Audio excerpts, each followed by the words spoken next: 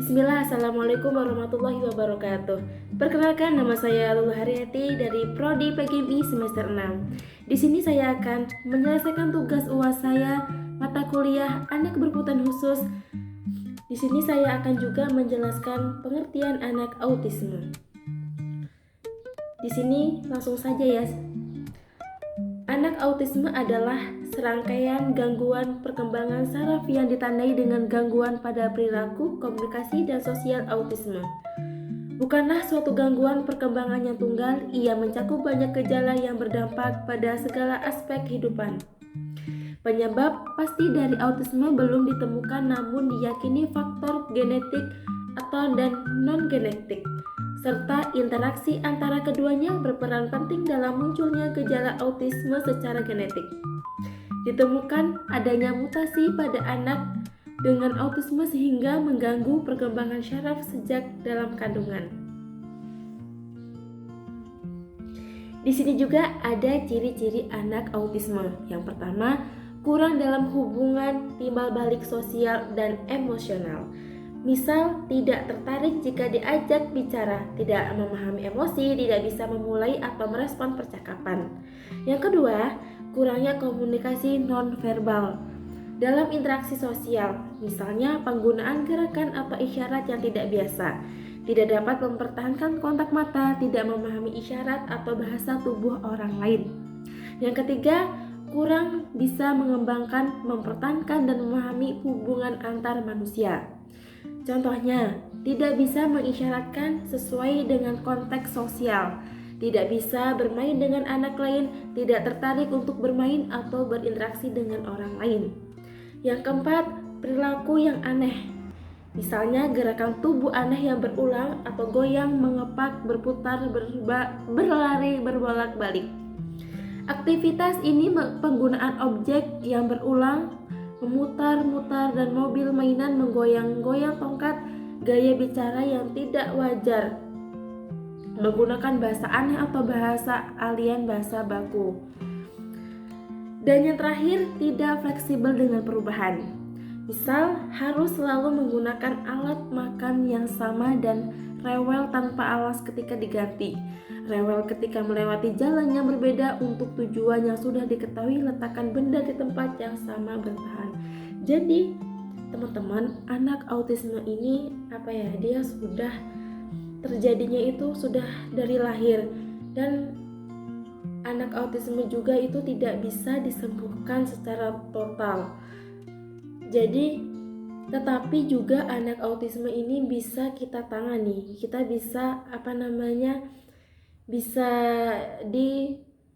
ditangani secara perlahan. Tapi kita tanganin ini tidak secara keseluruhannya, itu tidak bisa tumbuh dengan tidak bisa sembuh total. Nah, di sini juga ada cara penanganan anak autisme. Tidak ada penanganan autisme untuk menyembuhkan penyakit yang sudah saya jelaskan sebelumnya. Mengapa? Di sini juga ada cara penanganan anak autisme. Tidak ada penanganan autisme untuk menyembuhkan penyakit. Nah, saya sudah jelaskan sebelumnya ya teman-teman, karena emang anak autisme ini tidak bisa kita sembuhkan. Tetapi namun ada berbagai tata laksana untuk membantu pengidapnya agar mereka dapat menyelesaikan diri dan mampu mengembangkan potensi dalam diri. Tindakan penanganan pada setiap penyandang autisme bisa berbeda-beda. Penanganan yang dokter berikan pada pengidap umumnya berupa terapi. Jadi di sini kita emang tidak bisa benar-benar menyembuhkan anak autisme, tetapi kita bisa bisa terapikan mereka biar sesuai dengan mengembangkan potensi dalam diri mereka gitu. Nah, terapi perilaku dan komunikasi. Terapi ini akan memberikan sejumlah pengajaran pada pengidap termasuk kemampuan dasar sehari-hari, baik verbal maupun non-verbal. Berikut beberapa jenis contoh dari terapi perilaku dan komunikasi. Yang pertama, analisis perilaku terapan atau ABA untuk meningkatkan perilaku positif dan mencegah perilaku negatif. Yang kedua, terapi okupasi yang bertujuan untuk membantu keterampilan hidup seperti berpakaian, makan, dan berhubungan dengan orang lain. Yang ketiga, ada terapi wicara. Untuk meningkatkan keterampilan komunikasi penyandang kelainan ini, kelompok keterampilan sosial untuk melatih keterampilan sosial dalam lingkungan yang terstruktur. Yang keempat, ada terapi integrasi sensorik guna membantu seseorang yang memiliki masalah dengan sentuhan atau pemandangan atau suara. Nah, jadi di sini ada beberapa terapi ya teman-teman. Ini adalah untuk membantu mereka bisa untuk menyelesaikan diri mereka. Tetapi memang dengan terapi ini tidak bisa tidak sempurna sembuh ya. Tetapi dengan ikhtiarnya terapi ini semoga mereka bisa menyelesaikan diri mereka gitu.